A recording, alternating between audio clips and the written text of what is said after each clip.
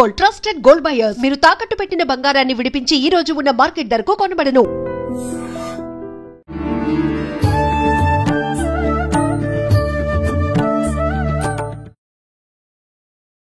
నమస్కారం, welcome to I dream. ధర్మ మార్గం కార్యక్రమానికి స్వాగతం. నేను మీ విజిత.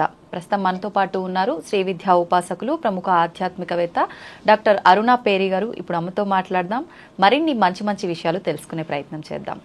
అమ్మ నమస్కారం. నమస్తే అమ్మ, శ్రీమాత్రే నమః. అమ్మ, పిల్లల విషయానికి వస్తే ఇది ఒక పెద్ద సమస్యగా మారుతోంది ప్రస్తుతం. అయితే పిల్లలకి ఇంట్రెస్ట్ ఉండి ఏకాగ్రత పెట్టలేకపోవడం ఒక ఎత్తు, అసలు ఏ ఇంట్రెస్ట్ లేకుండా అల్లరి చిల్లరగా తిరగడం ఒక ఎత్తు. చాలామంది పేరెంట్స్ బాధపడుతూ ఉంటారు, అరే మా పిల్లలు చదువుతున్నారు గుర్తుండట్లేదని, లేదంటే మేము ఎంత చెప్పినా మా పిల్లలు అసలు పుస్తకం కూడా పట్టట్లేదని. మొత్తానికి ఏ రకంగా అయినా చదువు విషయమైనా, వాళ్ళకు జ్ఞానం విషయంలో అయినా, పిల్లల విషయంలో చాలా రకాల ప్రాబ్లమ్స్ అయితే చూస్తున్నామమ్మా. పిల్లలకి ఏకాగ్రత ఉండాలన్నా, చదివింది గుర్తుండాలన్నా, అసలు చదువుపైకి శ్రద్ధ పెట్టాలనే ఆలోచన రావాలన్నా కూడా లలిత సహస్రనామంలో ఒక మంత్రం కనుక పారాయణం చేస్తే ఇవన్నీ కూడా సరిదిద్దుకోవచ్చు అని చెప్పి విన్నానమ్మా. నిజంగా అటువంటి మంత్రం ఉందా అమ్మా? అవునమ్మా, చాలా చక్కటి ప్రశ్న వేశారు. ఈ జనరేషన్ పిల్లలకి చాలా ఇంపార్టెంట్ అమ్మా ఇది మీరు అడిగింది. మనకి లలితా శాస్త్రంలో చాలా ఉన్నాయి, కానీ ఒకటి చాలా వాళ్ళు అర్థం చేసుకోవాలి. అలాంటిది ఒక శ్లోకం ఉంది, ఇచ్ఛాశక్తి జ్ఞానశక్తి క్రియాశక్తి స్వరూపిణి. ఇచ్ఛాశక్తి, జ్ఞానశక్తి, క్రియాశక్తి. ఇచ్ఛ అంటే కోరిక, జ్ఞానము క్రియ. ప్రతి పిల్లల్లో కూడా, పెద్దవాళ్ళలో కూడా ఉండాలి, కానీ స్పెషల్గా పిల్లల గురించి వాళ్ళకి చదువులైనా ఏదైనా కూడా వాళ్ళల్లో ఆ ఇంట్రెస్ట్ ఉండాలి. ఏది చదువుతున్నారో దాని మీద ఫోకస్ పెట్టాలి. ఇది నేను చేసే పని, నా కర్తవ్యము. చదువుకునే పిల్లలకి ఇప్పుడు చదువు నా కర్తవ్యము, నేను చక్కగా చదువుకోవాలి అని ఒక ఇంట్రెస్ట్ వాళ్ళలో లోపల వాళ్ళకు ఉండాలి. ఆ కోరిక ఎప్పుడైతే వస్తుందో ఓన్లీ కోరుకుంటే సరిపోదమ్మా, వాళ్ళకి దానికి కావాల్సింది జ్ఞానం కావాలి. టీచర్ ద్వారానే కదా జ్ఞానం దొరుకుతుంది. ఆ జ్ఞానాన్ని పొందడానికి ఎప్పుడైతే వాళ్ళ స్కూల్స్లో, కాలేజెస్లో ఆ టీచర్ ఏ టాపిక్స్ అయితే చెప్తున్నారో ఆ టాపిక్స్ని వాళ్ళు కాన్సన్ట్రేషన్గా వినాలి. ఇప్పుడు పిల్లల్లో అదే తక్కువ అవుతుంది. టీచర్ పాపం తను చక్కగా వాళ్ళు ఎక్స్ప్లెయిన్ చేస్తూ ఉంటారు, కానీ వీళ్ళ ఫోకస్ ఎక్కడ ఉంటుంది? ఈ పక్క వాళ్ళ మీదో, వాళ్ళ మీదో, వీళ్ళ మీదో, లేకపోతే ఏదో ఇలా చేస్తూ దీని మీద ఉంటుంది తప్ప వాళ్ళు ఏం చెప్తున్నారు అన్నది చాలా తక్కువ మంది పిల్లలు వింటూ ఉంటారు. అది కాన్సన్ట్రేషన్ లేకపోవడము. జ్ఞానం ఎలా వస్తుంది చెప్పండి అమ్మా. నిజం చెప్పాలంటే పిల్లలందరికీ కూడా స్కూల్ టీచర్స్ మీద ఎక్కువ వాళ్ళకి గురి ఉంటుంది. ఇంట్లో పేరెంట్స్ మంచిగా చెప్పినా కూడా వీళ్ళ మాట వినరు, టీచర్ చెప్పింది వింటారు. వీళ్ళందరూ ఏం చేస్తున్నారంటే స్కూల్స్లో కూడా టీచర్లు చెప్పేది సరిగ్గా వింటలేదు. అందు గురించి వాళ్ళ ఫోకస్ అవన్నీ తగ్గుతున్నాయి. తర్వాత ఇప్పుడు టీచర్స్ కూడానమ్మా పిల్లల మీద స్ట్రెంగ్త్ ఎక్కువైన మూలంగా ప్రతి పిల్లల మీద వాళ్ళు ఆ ఫోకస్ పెట్టట్లేదు. పూర్వం రోజుల్లో ప్రతి టీచరు ఎవరు డల్గా ఉన్నారు, ఎవరు ఇలాగా ఉన్నారు, ఎవరైతే కొంచెం పాపం డల్గా ఉన్నారో వాళ్ళని ఎక్కువ టైం ఇచ్చి వాళ్ళకి ఎక్స్ప్లెయిన్ చేసి వాళ్ళకి అది వాళ్ళ యొక్క కర్తవ్యం కింద చూసుకుని చెప్పేవారు. ఇప్పుడు వాళ్ళల్లో కూడా ఆ పేషెన్స్ తగ్గిపోతుంది. అంటే ఏదో మొక్కుబడికి వస్తున్నామా, మన పని ఏంటో మనం చేస్తున్నామా అనే గానీ అందరినీ అంటే ఒక త్రాటిపైకి తీసుకురావాలి అనే ఆలోచన కూడా ఉండట్లేదు. అవును. సో అది వాళ్ళల్లో కూడా తగ్గిపోయి వాళ్ళు కూడా చూపించలేకపోతున్నారు. అలాంటప్పుడు ఏదైతే మనకి క్లాసులో ఉందో వాళ్ళు శ్రద్ధగా వినాలి. అది జ్ఞానం తెలుసుకోవాలమ్మా. వినేసినంత మాత్రాన్ని కూడా సరిపోదు, మనకి మెదడులో గుర్తుంచుకోవాలి. అది గుర్తుంచుకోవాలి అంటే దాన్ని ప్రాక్టీస్ చెయ్యాలి. ఎందుకంటే ఏదైనా మనం నేర్చుకున్నాము అంటే ప్రాక్టీస్ లేకుండా అది మనం సక్సెస్ పొందలేము. ఆ ప్రాక్టీస్ దాని గురించి తెలుసుకోవాలి, అర్థం చేసుకోవాలి, దాన్ని చదవాలి, ప్రాక్టీస్ చేసుకోవాలి. అప్పుడు నీకు దాని జ్ఞానం పెరుగుతుంది. చెప్పిన ఒక టాపిక్ అయినా క్వశ్చనింగ్ వేసుకోవాలి తనంతట తనే. ఇవాళ ఈ టాపిక్ లో ఇది వచ్చింది, ఇది ఇలా ఉంటే ఎలాగా, అలా క్వశ్చనింగ్ ఎప్పుడైతే వేసుకుంటారో వాళ్ళకి ఇంకా తెలుసుకోవాలి అని వాళ్ళు ఇంకో పుస్తకం పట్టుకుంటారు, ఇంకెవరినైనా అడుగుతారు, టీచర్ నెక్స్ట్ డే వీళ్ళు అడుగుతారు. క్యూరియోసిటీ అంటాము. ఈ క్యూరియోసిటీ పిల్లల్లో ఉండాలి. అప్పుడు వాళ్ళలో జ్ఞానం చక్కగా వస్తుంది. అవును. దాని తర్వాత క్రియాశక్తి. ఉమ్. ఓన్లీ కోరిక ఉంది, మనకి గురువు కూడా జ్ఞానం ఇచ్చి టీచర్ కూడా చాలా బాగా దొరికారు, వాళ్ళిద్దరూ కూడా ఉన్నారు, కానీ మనము దాన్ని ఫాలో చేయట్లేదు, దాన్ని మనం అప్లై చేయట్లేదు, మనం పని చెయ్యట్లేదు. అప్పుడు మనకేంటి సక్సెస్ అవుతుంది? మనకి ఏమీ దొరకదు. నీకు ఇచ్చేవాడు రెడీగా ఉన్నారు, నీకు కోరిక ఉంది, నువ్వు బద్ధకంగా కూర్చుని ఉన్నావు, చెప్పింది కూడా విన్నా కూడా నువ్వు చేయట్లేదు. అప్పుడు నువ్వు ఏం చేస్తావు? నీకేం దొరుకుతుంది? ఏమీ దొరకదు. తో క్రియ చెయ్యాలి, పని చెయ్యాలి. పని చేయడానికి కొంచెం కష్టపడాలమ్మా. ఈ రోజుల్లో అందరూ కూడా స్పూన్ ఫీడింగ్ అంటే కష్టపడడానికి ఒప్పుకోరు వాళ్ళు. ఈజీగా దొరికిపోవాలని నేను వాళ్ళకి అన్ని ఏదైతే చక్కగా ఇలాగ ఈజీగా దొరికిపోతుందో అది వాళ్ళు ఈజీగా తీసేసుకుంటారు. సో కానీ వాళ్ళంతటి వాళ్ళలోనే ఎవరైతే మేము ముందుకు వెళ్ళాలి, బాగా చదువుకోవాలి, ఫోకస్ పెట్టాలి అని పిల్లలు అనుకుంటారో, పేరెంట్స్ కూడా అలా చెయ్యాలనుకుంటారో, సో ఈ పిల్లలందరూ కూడా ఈ 3 బాగా పాటించాలి. కోరిక ఉన్నా, జ్ఞానం ఉన్నా, పని క్రియ చేయడం చాలా ఇంపార్టెంట్. క్రియ లేకపోతే మనకి ఏమీ రాదు. మనం ఎంతవరకు విన్నాము దాన్ని అంటే అంటారు కదా, మా పెద్దవాళ్ళు చెప్తారు, ఈ రోజు క్లాస్ లో ఏ పాఠం అయితే చెప్పిందో టీచరు, అది వెంటనే నువ్వు ఒకసారి చూడటమో, కళ్ళతో చదవటమో, రాయటమో చేస్తే గనక నీకు అది గుర్తుండిపోతుంది, ఏ రోజు ఆ రోజు నీకు ఈజీ అవుతుంది అని చెప్పి, అలా ఏదో ఒక దానిపైన శ్రద్ధ పెట్టి మనం చేస్తే గనక బాగుంటుంది. అది ప్రాక్టీస్, అదే ప్రాక్టీస్ చేయాలి. తర్వాత ఇంకోటి ఏంటంటేనమ్మా, ఈ మధ్యన ఈ ట్యూషన్స్ ఇవి ఎక్కువైపోయి బాగాను అలవాటు పడిపోయారు. అంటే వాళ్ళంతట వాళ్ళు పుస్తకాన్ని తీసి చదువుదాము ఆలోచన రావట్లేదు. స్కూల్లో టీచరు, ఇంటికి వచ్చిన తర్వాత భోంచేసి మళ్ళీ ట్యూషన్, డిపెండెన్సీ, వాళ్ళు ఏది చెప్తున్నారు అంతే, అప్పటికప్పుడు అది వాళ్ళు రట్టు తోతాలంటాం కదా, అంటే అలా మెమరైజ్ చేసేసుకుంటారు తప్ప ఆ లోపల ఉన్న దాన్ని అర్థం చేసుకుంటే ఎంత చక్కగా వాళ్ళకి ఆ కాన్సన్ట్రేషన్ పెరుగుతుందమ్మా. కానీ ఆ కాన్సన్ట్రేషన్ పెరగాలని వాళ్లే అనుకోవటం లేదు ముందు. అవునమ్మా, వాళ్లే అనుకోవటం లేదు. తర్వాత ఫాస్ట్ లైఫ్ మనలాగే వాళ్ళు కూడా ఈ మీడియాకి, తర్వాత ఈ ఫోన్లకి, దీనికి అలవాటు పడిపోయి దీని ద్వారా కూడా పిల్లలు చాలా స్పాయిల్ అవుతున్నారమ్మా. ఈ వాటిల్లో ఇంట్రెస్ట్ చూపిస్తున్నారు. ఎందుకంటే అట్రాక్షన్. ఇక్కడ ఒక విషయం చెప్పనమ్మా, నెగిటివిటీ గమ్ముని అట్రాక్ట్ చేస్తుంది, నెగిటివిటీ చాలా గమ్ముని అట్రాక్ట్ చేస్తుంది, పాజిటివిటీ చాలా టైం పడుతుంది, కొంచెం టైం పడుతుంది, కష్టంగా ఉంటుంది. మన అందరూను ఆ అట్రాక్షన్లో వెళ్ళిపోయి దాన్ని తీసుకుంటున్నాం తప్ప పాజిటివ్ వైపుకి వెళ్ళాలని ఆలోచించట్లేదు. సో ఎప్పుడైతే ఈ నెగిటివిటీ తగ్గించుకుంటామో, ఈ అట్రాక్షన్లు తగ్గించుకుంటామో, మనలో ఈ శ్రద్ధ వచ్చి ఈ కాన్సన్ట్రేషన్ పెరిగి మన పిల్లలు చాలా మంచిగా వెళ్తారు. ఈ స్పాయిల్ అవుతున్న వాళ్ళల్లో మగపిల్లలు, ఆడపిల్లలు కూడా చాలా గురవుతున్నారు దీనికి. స్పెషల్గా యంగ్ జనరేషన్లో పిల్లలందరూ కూడా. అది మనం చిన్నప్పటి నుంచే మన పిల్లలకి ఇది ఒక్కసారిగా వచ్చేది కాదమ్మా. నేను అందరికీ మా ప్లే స్కూల్ ఉందని చెప్పాను కదా, ఆ పేరెంట్స్ అందరికీ కౌన్సిలింగ్ ఇచ్చేదాన్ని. 2 years, 2.5, 3 years పిల్లలు ఉండేవారు స్టార్టింగ్. మేము ముందు వాళ్ళకి ఏమి ఏబిసిడీలు ఏమీ కాదు, మంచి విలువలు, సంస్కారాలు అంటారు కదా, ఈ సంస్కారాలతో మీరు స్టార్ట్ చేయండి పిల్లలకి.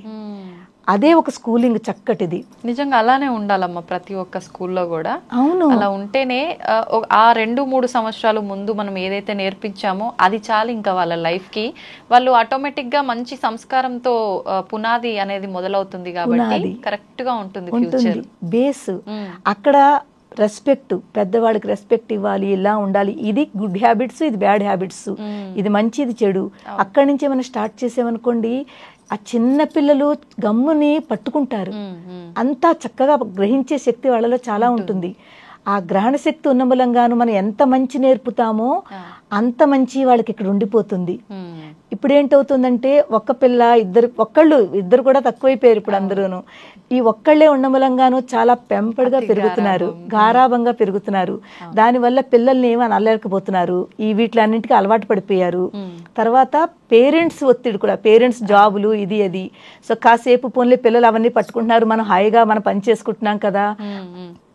అది హెల్ప్లెస్ అనమాట. పాపం పేరెంట్స్ని అనడానికి లేదు, వాళ్ళ దగ్గర ఉన్న ఆ ఒత్తిడి, వర్క్ ప్రెషర్ అంతా అలా ఉందంటే పిల్లలు కాసేపు ట్యాబో లేకపోతే మొబైల్స్ ఇచ్చేస్తున్నారు, పర్పస్ఫుల్లీ ఇచ్చేస్తున్నారు. కనీసం వాళ్ళు అందులో ఎంగేజ్గా ఉంటారు, మేము మా పని చేసుకోగలుగుతున్నాము అని. అలాంటప్పుడు ఈ వీటికి అలవాటు పడిపోయి పిల్లల్లోనూ జ్ఞానం పెరగట్లేదమ్మా, అర్థం చేసుకునే శక్తి తగ్గిపోతుంది. వాళ్ళ బ్రెయిన్, మానవ యొక్క బ్రెయిన్ ఎంత షార్ప్ ఉంటుందంటేనమ్మా, మనం దానిని అర్థం చేసుకుని దానిని అలాగ మెమరైజ్ చేస్తూ చేస్తూ ఎంత చక్కగా మనం మెమరీలో స్టోర్ చేసుకోగలము, ఎలాంటిదైనా కూడాను. కానీ ఇప్పుడు ఏం చేస్తున్నారంటే వీటికి అలవాటు పడిపోయి స్టోర్ చేసుకునే కెపాసిటీ వాళ్ళలో ఉండట్లేదు. ఆ జ్ఞానం రావట్లేదు కాబట్టి కాన్సన్ట్రేషన్ పెరగట్లేదు, కాన్సన్ట్రేషన్ తగ్గట్లేదు. అప్పుడు ఏంటవుతుంది, చదువులు ఒత్తిడి పెరిగిపోతుంది, ఎవరి మీదో డిపెండెన్సీ, ఎంతో గబగబా ఎక్కడెక్కడి నుంచి ఏం దొరుకుతుందో అది అంతే. ఫాస్ట్ ఈ ఫాస్ట్ లైఫ్, ఫాస్ట్ ఎడ్యుకేషన్ అలా వచ్చేసింది అనమాట. కానీ కొంచెం మంచిగా అవ్వట్లేదన్నమా. ఇలా ఇవన్నీ వింటుంటే ఒక రాంగ్ వేలో వెళుతున్నారు. మనం ఏ డైరెక్షన్లో వెళ్ళాలో పిల్లలందరూ ఆ డైరెక్షన్లో వెళ్ళి పిల్లలు చాలా తక్కువ మంది ఉన్నారు. వీటిలన్నిటి వల్ల ఒక రాంగ్ డైరెక్షన్ పట్టుకుంటున్నారు. దానివల్ల కొంచెం పెద్ద అయ్యాక పిల్లల్లో డిప్రెషన్ వచ్చేస్తుంది. చిన్న పిల్లల దగ్గర నుంచి వాళ్ళకి డిప్రెషన్ మొదలవుతుంది. ఆ డిప్రెషన్కి కారణం మనకి ఇక్కడి నుంచే మొదలవుతుంది, ఈ బేస్ సరిగ్గా లేక మూలంగా. తర్వాత పోనీ బేస్ సరిగ్గా లేదు, ఇప్పుడైనా మనం ఏం చేద్దామని నాకు మా సాధకులు ఎంతమంది ఫోన్ చేస్తారు, మా పిల్లలు ఎలాగమ్మా మేము ఏం చెప్పాలమ్మా అని చెప్పి వాళ్ళకి కౌన్సిలింగ్ తీసుకుని నేను ఇలాగే చెప్తాను. ఆ చిన్న పిల్లలకి ఇప్పటి నుంచి, మీరు ఇంకా పిల్లలు ఉన్నారంటే వాళ్ళకి ఇప్పటి నుంచి స్టార్ట్ చేయండి అని. కానీ పెద్ద పిల్లలకు కూడా జరగదని కాదమ్మా, చేస్తారు. వినాలి కొంచెం. మనం ఏంటంటే తల్లి తండ్రి అయినా ఇంట్లో పెద్దవాళ్ళు ఎవరైనా ఏదైనా చెప్తుంటే ఈ రోజుల్లో పిల్లలు వినట్లేదమ్మా. నాకు తెలుసు అనే ఒక ధోరణిలో వెళ్ళిపోతున్నారు. అంతా నాకు తెలుసు, లెక్చర్ ఇవ్వద్దు అంటారు. ఒకే ఒక వర్డ్ ఈ మధ్యన, మీరు నాకు లెక్చర్ ఇవ్వద్దు అంటారు. అయ్యో మా గురించి చెప్తున్నారు, మంచి గురిపని, నీకు నచ్చినా నచ్చకపోయినా వినడంలో ఏంటవుతుంది, 2 minutes వింటే కనుకైతే మా ఎప్పుడు ఏ పెద్దవాళ్ళైనా ఇంటికి వచ్చి ఏదైనా చెప్తున్నారు అంటే విన్నారు అనుకోండి, వాళ్ళ టాపిక్లో వాళ్ళు చెప్పే దాంట్లో ఏదో ఒక బీజం ఉంటుంది, మంచి ఉంటుంది. ఆ బీజాన్ని మన మైండ్లోకి వాళ్ళు వేసి వెళుతున్నారు. ఎప్పుడైతే ఆ బీజం మన మైండ్లో వెళ్ళిందో నిజంగా తప్పకుండా నీకు మంచి జరుగుతుంది. దాన్ని నువ్వు అర్థం చేసుకుంటేను, నా గురించి చెప్పారు, నేను ఇది పాటించాలి అని ఆ బీజం ఎప్పుడైతే పడిందో వాళ్ళలో చేంజెస్ కనిపిస్తుంది. రీసెంట్లీ ఒక ఎగ్జాంపుల్ చెప్తాను మీకు. మెడికల్ స్టూడెంట్ విశాఖపట్నంలో అనమాట, వాళ్ళది రాయగడ. 3-4 MBBS అయిపోయింది, MS కూడా చదువుతున్నాడు. డిప్రెషన్లోకి వెళ్ళిపోయాడు. ఎందుకంటే కొంచెం వాళ్ళ ఫ్రెండ్స్ సర్కిల్లోనూ అది కొంచెం వీక్ అయ్యాడు అనుకుంటా, చదువుల్లోనూ క్లియర్ చేయలేకపోతున్నాడు. ఎగ్జామ్స్ ఉంటాయి కదా, ఎగ్జామ్స్ క్లియర్ చేయకపోతుంటే మిగిలిన వాళ్ళు ముందుకెళ్ళిపోయారు, వాళ్ళది కంప్లీట్ అయిపోయింది, ఇతను ఎలోన్గా ఉండిపోయాడు అనమాట. వాళ్ళందరూ వెళ్ళిపోయారు, నేను ఏమి చేయలేకపోతున్నాను, చదవలేకపోతున్నాను అనే ఒక డిప్రెషన్లో వెళ్ళిపోతే, అప్పుడు వాళ్ళ మదరు మా సాధిక అనమాట, నేర్చుకుంటోంది. తను కాల్ చేసి తనన్నీ చెప్పింది, ఇలా ఇలా ఇలా ఇలా అని. అప్పుడు నేను అన్నాను, అమ్మ మీతో చెప్తాను కానీ మీకంటే ఎక్కువ నేను ఆ బాబుతో మాట్లాడాలి, ఆ బాబుకి నేను తన గురించి తెలుసుకోవాలి, అప్పుడు నేను ఏదైనా చెప్పగలుగుతాను. ఎప్పుడైతే వాళ్ళ అబ్బాయికి నెంబర్ ఇచ్చింది, ఆ పిల్లాడు నాకు ఫోన్ చేశాడు. ఆ పిల్లాడు గమనంటే కొంతమంది షాయిగా ఉంటారు కదా, అంటే బయట వాళ్ళతో గమని మాట్లాడరు, కానీ పాపం చక్కగా మాట్లాడాడు. నేను చాలాసేపు అతనితో మాట్లాడాను. నేను చెప్పిందంతా చక్కగా విన్నాడు. విని మీరు చెప్తే నమ్మరు, నేను ఈ లలితా శాస్త్రంలోంచే ఒక శ్లోకం ఇచ్చాను ఆ అబ్బాయికి. నాయనా, నీకు నచ్చినా నచ్చకపోయినా పోన్లే, నీ మంచి గురించే కదా నేను చెప్తున్నాను. ఇప్పుడు నువ్వు అనుకుంటున్నావు కదా, మా ఎవరైతే ఫ్రెండ్స్ ముందుకు వెళ్ళిపోయారో నేను వాళ్ళలా ఉండాలని అనుకుంటున్నావు కదా, ఇప్పటి వరకు నువ్వు ఎలా అనుకున్నావో చేసావు, కానీ ఇప్పుడు ఒక్కసారి నేను చెప్తున్నాను కాబట్టి ఇది నువ్వు చెయ్యి నాయన, చేసి చూడు, అవ్వకపోతే పోను వదిలేసైపోనేని. కానీ పట్టుకున్నాడు అమ్మ అబ్బాయి. ఆ అబ్బాయికి ఆ టైంలో మరి ఏమనిపించిందో, ఎవరి మాట వినని అతను నా మాట విని అది చేశాడు. ఓన్లీ 41 days చేయను ఆయన అన్నాను, చేశాడు. పాపము మధ్య మధ్యలో టచ్లో ఉండమని చెప్పాను, నాకు 15-20 రోజులు కాల్ చేయమని చెప్పాను, చేసేవాడు పాపం. చేసి అయిన తర్వాత ఎగ్జామ్స్ వచ్చాయి, ఎగ్జామ్స్ ఇచ్చాడు. 3-4 సార్లు క్లియర్ అవని పిల్లాడు క్లియర్ అయింది, అతని MS కంప్లీట్ అయింది.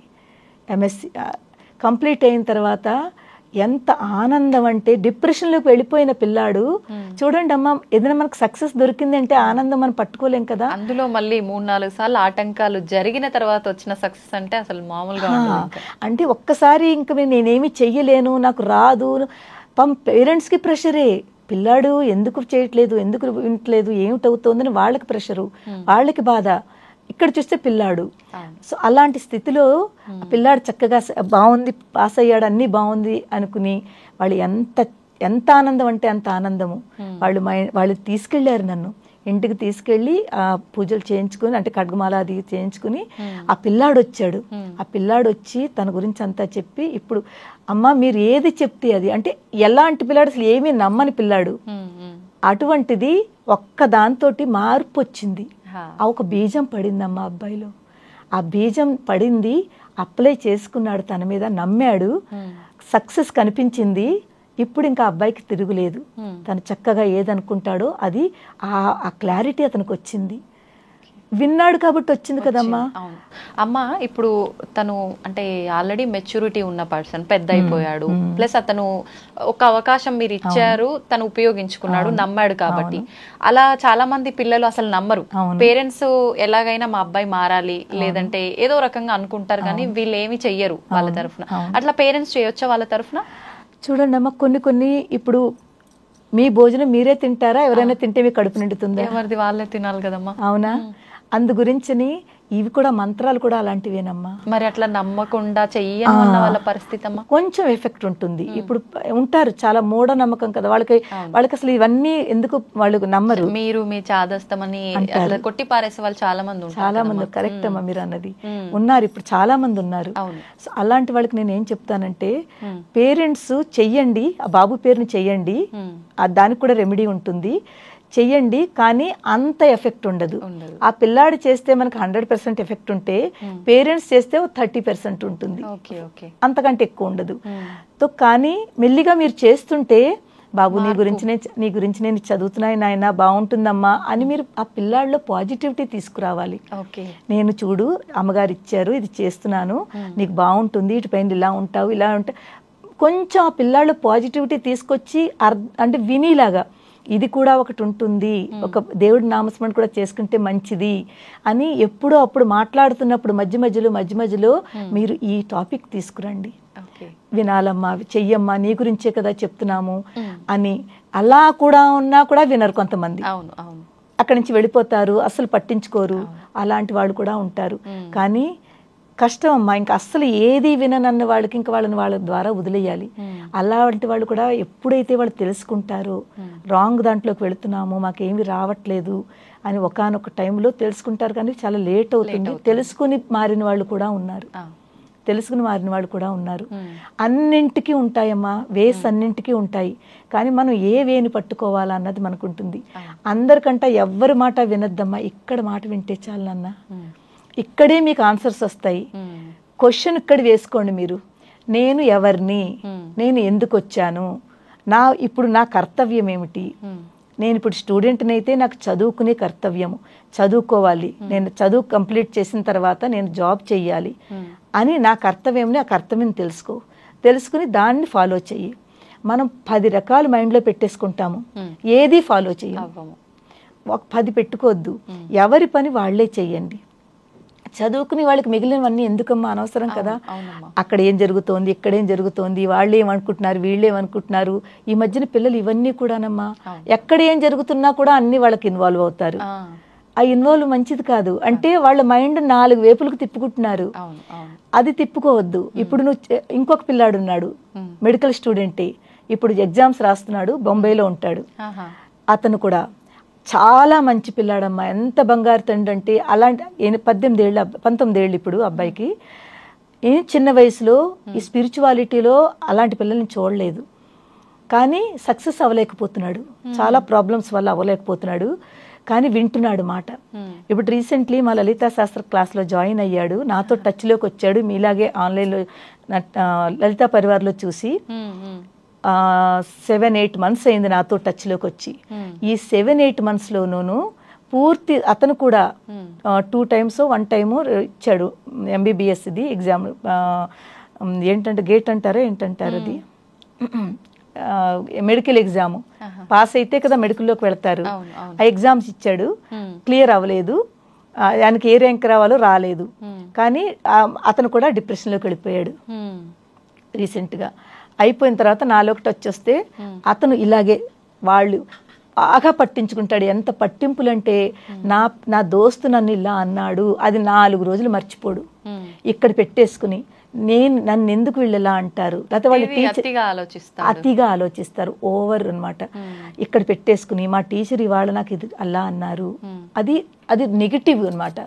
పోనీ పాజిటివ్గా, అది కూడా పాజిటివ్గా ఆలోచించవచ్చు. మా టీచర్ ఇలా అన్నారు అంటే నా మంచి గురించి అన్నారు కాబట్టి నేను ఇంక రేపు ఇలా ఉండకూడదు, అలా కాదు. నన్ను ఎందుకు అన్నారు, ఎందుకు ఇలా అన్నారు, నన్నే ఎందుకు అంటున్నారు, నేనే ఏం చేశాను అని సేమ్ అలాగే పెట్టుకుని తను కూడా ఇలా డిప్రెషన్లో వెళితే జస్ట్ ఇప్పుడు మంచి చక్కటి వేలో ఉన్నాడు. ఇప్పుడు ఇప్పుడు ఎగ్జామ్స్ కాన్ఫిడెంట్గా ఉన్నాడు, ధైర్యంగా ఉన్నాడు. ఇప్పుడు అంటున్నాడు, అమ్మ తప్పకుండా ఈ మాట ఎగ్జామ్స్లో మీకు చేసి చూపిస్తాను, అది క్లియర్ అవుతుంది అది అని చెప్పి తనలో ఎంతో చేంజెస్ వచ్చాయి. నమ్మని వాళ్ళంటే కొంచెం ఒక్కచోట ఎక్కడో అక్కడ ఒక కోణాలో పట్టుకోవాలమ్మా. చూడండి, పేరెంట్స్ మాట పిల్లలు వినరు కరెక్టే, కానీ మీకు ఎవరైనా ఒక గురువు రూపంలో, ఒక పెద్దవాళ్ళ రూపంలో ఎవరైనా కనెక్ట్ అవుతున్నారు, వాళ్ళతో మాట్లాడాలి అంటే మన లోపల ఉన్నది వాళ్ళకి చెప్పుకుంటే మీకు ఒక మంచి సలహా ఇస్తారు, ఒక గైడ్ చేస్తారు మిమ్మల్ని, ఒక గైడర్ కింద. మీకు ఏదైనా చెప్పాలంటే చెప్తారు, వాళ్ళ మాట నమ్మండి, వినండి, అప్పుడు మీలో చేంజెస్ వస్తాయి. ఇది చెయ్యాలమ్మా. మీరు ఇందాక చెప్పిన మంత్రం ఎన్నిసార్లు చేయాలి, ఎలా చేయాలి? గురువు దగ్గర నుంచి తీసుకున్న తర్వాతే చేయాలా, లేదంటే ఎవరికి వాళ్ళు చేసుకోవచ్చా? చూడండి, మంత్రం అనేది ఎప్పుడు గురువు ద్వారానే ఉంటుంది. మంత్రం అంటేనే గురువు ఇస్తేనే అది మంత్రం అవుతుంది. ఇప్పుడు ఈ లలితా శాస్త్రం, తర్వాత విష్ణు శాస్త్రం, శివానంద లహరి, సౌందర్య లహరి, వీళ్ళన్నింటిలో కూడా శ్లోకాలు ఉన్నాయి. ప్రతి శ్లోకము వేరు దానికి రెమెడీస్ కింద అనమాట, ఒక మంత్ర రూపంలో పనిచేస్తుంది. వాళ్ళ యొక్క ప్రాబ్లం శ్లోకం కిందకి వస్తుంది, అది శ్లోకమే. మంత్రం అంటే వేరే మంత్రములు కాదు, ఆ శ్లోకమే. శ్లోకానికి మంత్రానికి తేడా. మనం ఇప్పుడు మీరు చదివారు, అది ఒక శ్లోకము. అదే గురువు ద్వారా ఆ శ్లోకమే గురువు మీకు చెప్తే అది మంత్రం అయిపోతుంది. అర్థమైందమ్మా? గురువు ద్వారా తీసుకున్నది ఒక మంత్ర రూపం అయిపోతుంది. ఎవరి దగ్గర తీసుకోకుండా చదువుతున్నది ఒక శ్లోకం అవుతుంది. సో గురువు ద్వారా తీసుకున్నది మంత్రం కాబట్టి అది ఒక శక్తి ఉంటుంది. ఎందుకంటే గురువులు ఏమంటే ఎలాగమ్మా, గురువులు చాలా తపోశక్తిలో ఉంటారు. వాళ్ళు రోజంతా సాధన చేస్తారు. అంతా కాదు, వాళ్ళలో శక్తి, ఆ వైబ్రేషన్స్ ఉంటాయి. ఎప్పుడైతే వాళ్ళల్లో ఉన్న తపోశక్తిని మంత్ర రూపంలో ఒకరికి ఇచ్చారు అంటే ధారపోస్తున్నారమ్మా. మిమ్మల్ని బాగు చెయ్యాలి, మీరు బాగా ఉండాలి, మీరు చక్కగా ఉండాలి, చాలా ఎదగాలి అని చెప్పి వాళ్ళు ఆ మంత్ర రూపంలో మీకు చక్కగా ఇస్తున్నారు. మీరు దాన్ని సద్వినియోగం చేసుకుంటే అది మీకే మంచి జరుగుతుంది. ఏమ్మా, ఈ రోజుల్లో కొంతమంది గురువులు అనే వాళ్ళు కూడా చాలా వేరుగా ఉన్నారు. కమర్షియల్ గా కూడా ఎవరిని నమ్మాలో లేదో, ఎవరిని గురువుగా ఎంచుకోవాలో లేదో ఒక క్లారిటీ మిస్ అవ్వాల్సి వస్తుందమ్మా ప్రస్తుతం కదమ్మా.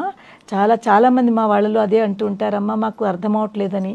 గురువు అనేది ఎవరో తెలుసమ్మా, తను ప్రతిరోజు తను జ్ఞానాన్ని పొందుతూ తనలో ఉన్న జ్ఞానాన్ని పంచుకోవడము, నిస్వార్థ భావనతోటి. నిస్వార్థ భావన, ఏ స్వార్థం ఉండకూడదు, ఏ ఆశ ఉండకూడదు, అవతల వాళ్ళ నుంచి ఏమీ ఎక్స్పెక్ట్ చేయకూడదు. ఎప్పుడు చేయకుండా మీరు ఏదైతే మీరు వాళ్ళకి ఇస్తున్నారో అది సరైన గురువు.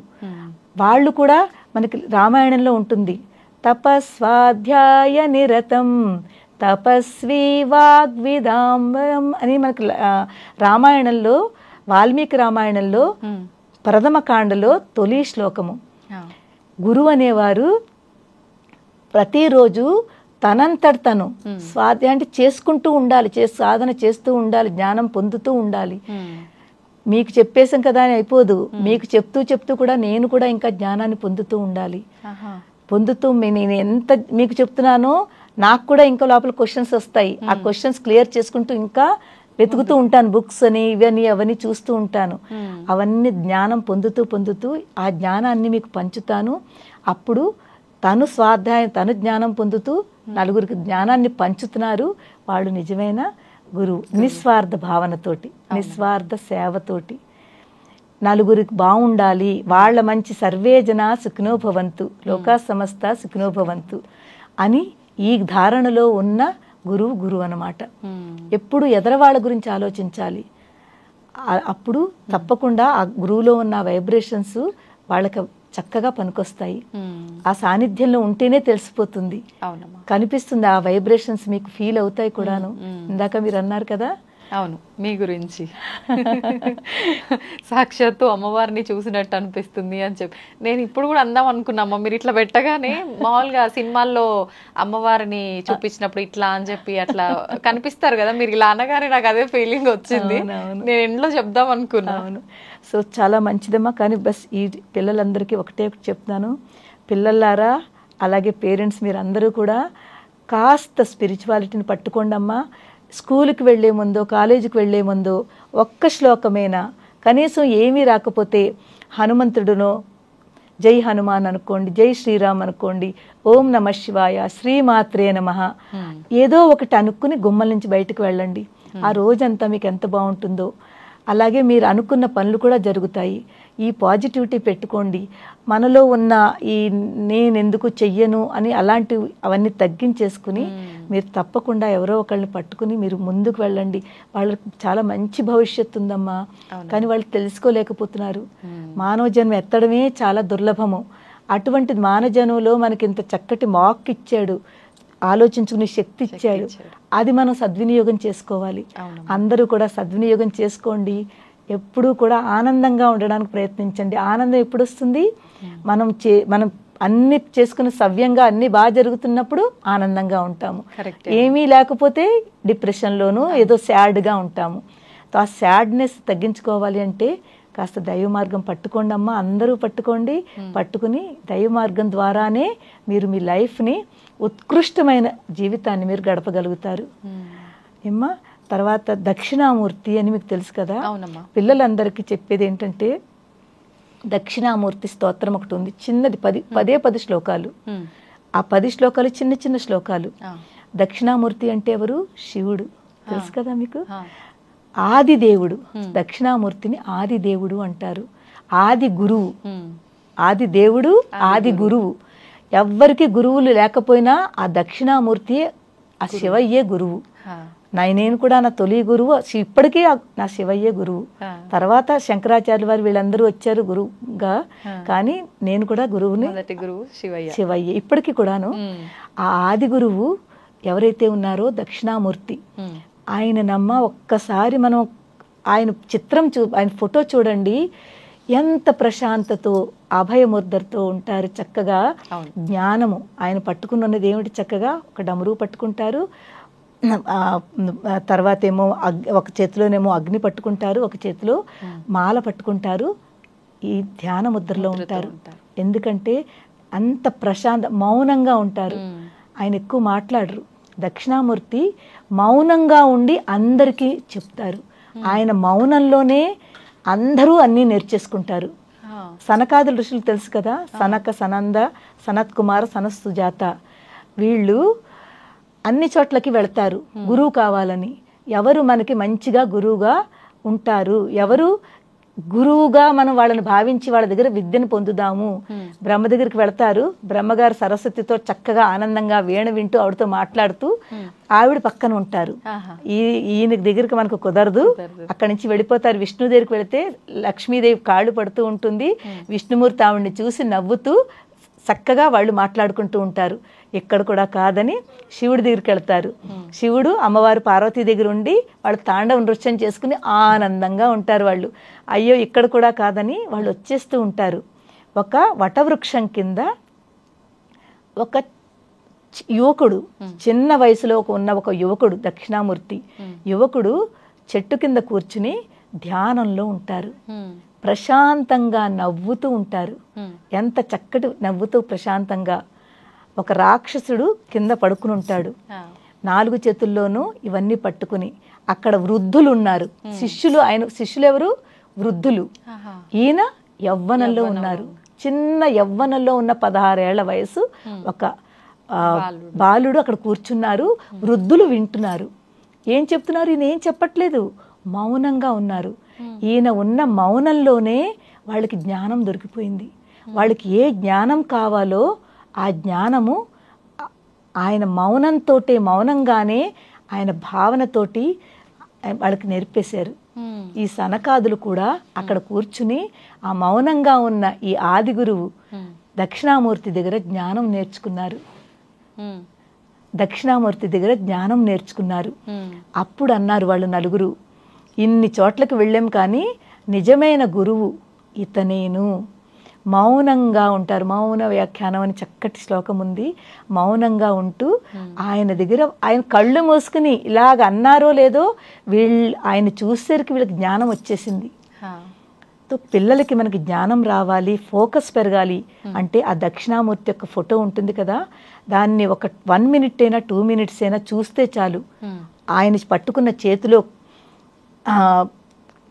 చిన్ముద్ర అంటాం, చిన్ముద్ర, తర్వాత డమురకము, మనకి అక్షరమాల, అలాగే ఒక చేతిలో అతను అగ్ని పట్టుకున్నారు. తర్వాత ఆ వృద్ధులందరూ శిష్యులు అక్కడ కూర్చున్నారు. అలా చూస్తే వటవృక్షం కింద కూర్చున్నారు. వటవృక్షం ఏమిటి? తన తోడలు కిందకి పంపిస్తుంది.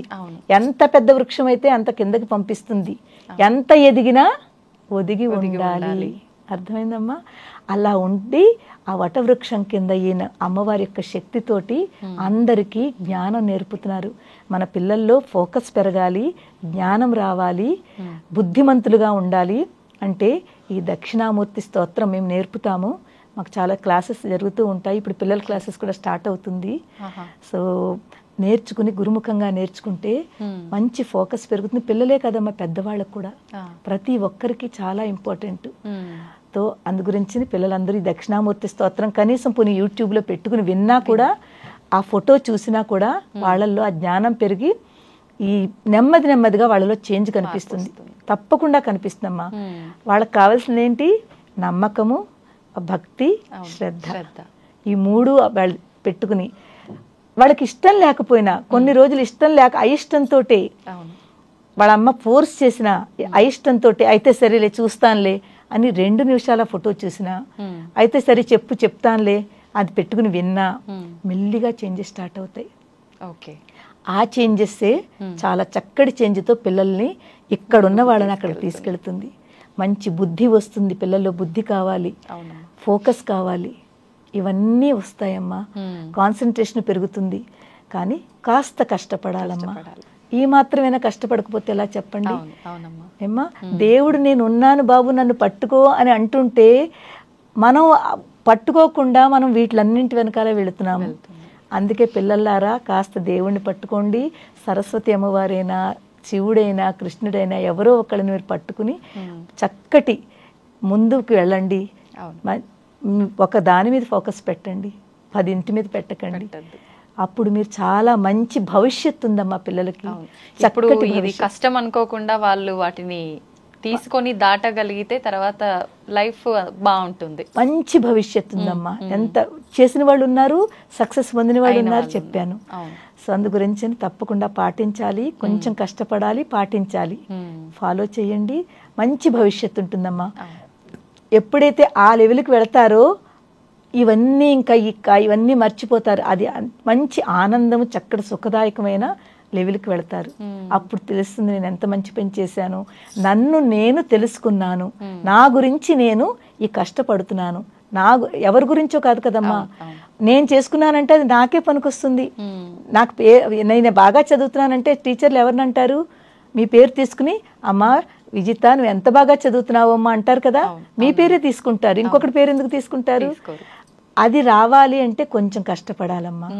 అది ఒక్కసారి కనుక చూడగలిగితే ఆనందాన్ని అసలు ఎవరు వదిలిపెట్టరమ్మా. కానీ 100% మారుతారు పిల్లలు. ఇది మాత్రం నేను చెప్పగలుగుతాను. చాలా మంది మారారు. మా మా పిల్లలే బోల్డ్ మంది, మా పిల్లలు అంటే మా శిష్యుల యొక్క పిల్లలు ఎంతో మంది విన్నారు, మారారు, రామాయణ క్లాసెస్ అటెండ్ అయ్యి మారారు, దక్షిణామూర్తి స్తోత్రం విని మారారు. వాళ్ళల్లో ఎన్ని చేంజెస్ అంటే అన్ని చేంజెస్. మాటలు రాని వాళ్ళకి మాటలు వచ్చాయమ్మా, నమ్ముతారా మీరు?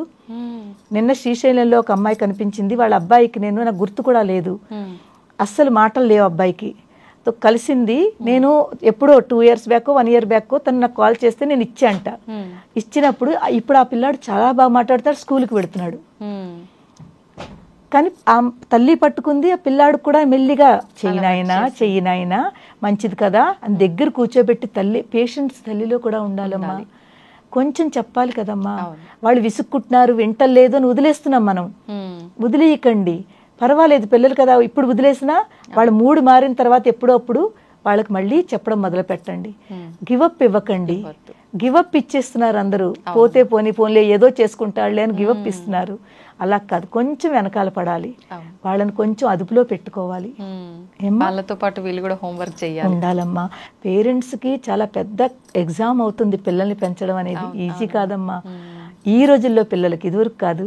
ఒకప్పటి కాలంలో ఉమ్మడి కుటుంబాలు ఉండి చిన్నప్పటి నుంచి పేరెంట్స్ హడావిడిలో ఉన్న పెద్దవాళ్ళు పక్క నుండి పిల్లలకి అన్ని చెప్పటము చేయటము వల్ల ఒక పద్ధతిగా వెళ్ళిందమ్మా. రాను రాను ఉమ్మడి కుటుంబాలు తగ్గిపోయాయి, ఎవరికి వాళ్ళు బిజీ లైఫ్, పిల్లలకు చెప్పే వాళ్ళు కూడా లేరమ్మా. కరెక్ట్ అమ్మా, నిజంగా. ఎందుకంటే పెద్దవాళ్ళు ఇంట్లో ఉంటేనమ్మా పెద్దవాళ్ళ యొక్క నడవడిక వేరుంటుంది.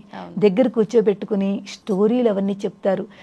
పిల్లలకి ఇంకొక విషయం ఏంటంటే, ఈ రోజుల్లోనూ మనకి దేవుడి స్టోరీలు ఇవన్నీ తగ్గిపోయింది. రాత్రి పడుకోబెట్టుకునే ముందు స్టోరీ చెప్పి మరీ పడుకోబెట్టేవారు. వాళ్ళ బ్రెయిన్లో అది ఉండేది, దేవుడిది బాగా మంచి నిద్ర పట్టేది, పొద్దుటే ఫ్రెష్గా లేచేవారు. ఇప్పుడేంటి వాళ్ళు కామిక్స్ అనో ఏవేమిటో ఉన్నాయి కదా పుస్తకాలు, ఇవన్నీ ఇలాంటి వాటిలోకి వెళ్ళిపోయి అవి చూడడమో, లేకపోతే ఈ ఆటలు, ఈ గేమ్స్ అంటారు కదా, ఈ గేమ్స్ ఆడో పడుకుంటున్నారు, వాళ్ళు నిద్రపోతున్నారు. వాళ్ళ బ్రెయిన్ ఎలా తిరుగుతుంది చెప్పండి? ప్రశాంతత ఎక్కడ ఉంటుంది? పొగలంతా ప్రశాంతత ఉండదు, చదువులో ఒత్తిడి ఏదో. రాత్రి కూడా మీరు గేమ్స్ ఆడి, లేకపోతే ఏవో ఇవన్నీ ఇలాంటి టీవీలో అనవసరమైన ఏదో కార్టూన్ ఛానల్స్ చూసి అప్పుడు పడుకుంటున్నారు. అప్పుడు కూడా మీ మైండ్ ప్రశాంతతగా లేదు. అందు గురించి కనీసం రాత్రైనా పేరెంట్స్కి అందరూ కూడా రాత్రైనా పిల్లలకి పడుకోబెట్టే ముందు దేవునామస్మరణ కానీ ఒక స్టోరీ కానీ దేవుడిది చెప్పి పడుకోబెట్టండి. అప్పుడు వాళ్ళు ఎంత బాగా ప్రశాంతంగా పడుకుంటారో వాళ్ళలో మంచి బ్రెయిన్ బుద్ధి పెరుగుతుంది. ఇంకా ఇవన్నీ కొంచెం నెమ్మదిగా తగ్గించుకుంటేనే అవి అవుతుందమ్మా. అందుకే 2, 3, 4 years వయసు ఉంటుంది కదా, అప్పటి నుంచి ఇవన్నీ అలవాటు చేసేయాలి. అప్పుడు పెద్ద అయితే ఈ ప్రాబ్లమ్స్ రాదు ఏమ్మా. సో ఈ ప్రాబ్లమ్స్ వస్తున్నాయంటే అక్కడి నుంచి రూట్స్ని స్ట్రాంగ్ చేయాలి మనం. రూట్స్ స్ట్రాంగ్ అయితే చెట్టు చాలా బాగా నించుంటుంది, చాలా ఫలిస్తుంది, పళ్ళు కాయలు పువ్వులు ఇస్తుంది. మనం రూట్స్ని స్ట్రాంగ్ చేయాలి. ఇది పేరెంట్స్ కర్తవ్యం కూడా. వాళ్ళని జాగ్రత్తగా మనం కూడా వాళ్ళకి టైం స్పెండ్ చేయాలమ్మా. 1 గంట అరగంట పిల్లలతో ఉండాలి, ఉండి వాళ్ళకి చెప్పాలి. వాళ్ళకి విసుక్కున్నా కూడా మళ్ళీ చెప్తూ ఉండాలి. అప్పుడే మెల్లిగా కనెక్టివిటీ ఉండాలి ఇద్దరిలో, పేరెంట్స్కి పిల్లలకి. కాస్త పిల్లలు పేరెంట్స్ ఇద్దరు కూడా కనెక్టివిటీ, వాళ్ళతో మాట్లాడుతూ ఉండాలి, కనెక్ట్గా ఉండాలి. బయటకు వెళుతున్నారు అంటే అడగాలమ్మా, ఎప్పుడు వెళ్తున్నావు, ఎందుకు వెళ్తున్నావు, ఎప్పుడు వస్తావు, ఈ డిసిప్లిన్ ఉంచాలమ్మా. కాస్త భయం అంటారు కదా, కాస్త డిసిప్లిన్ ఉంచితే పిల్లలు 2 రోజులు అబద్ధం ఆడతారు, 3 రోజుల తర్వాత అయ్యో అమ్మ అడుగుతుంది అనే లోపల భయం ఉంటుంది. ఆ భయం ఉండాలి.